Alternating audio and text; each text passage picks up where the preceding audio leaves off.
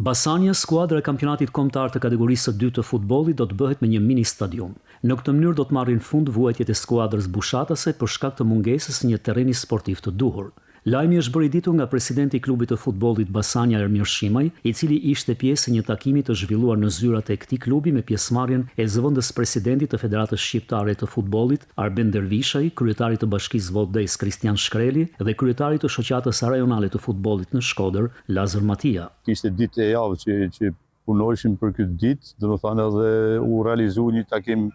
mjaft i rëndësishëm për Basanian dhe jo vetëm për Basanian, por për këtë zonën e Bushatit, në cilën u konkretizuan shumë pika të cilat kishim diskutuar dhe besojmë se shumë shpejt këto gjëra do të konkretizohen edhe me investime në terren, domethënë edhe kjo besoj se është një ditë e bukur për sportin e zonës dhe jo vetëm. Në kuadër të projektit 100 fusha futbolli që Federata Shqiptare po aplikon në bashkëpunim me shoqatat rajonale të futbollit, priten ndërhyrje të tjera në territorin e qarkut Shkodër.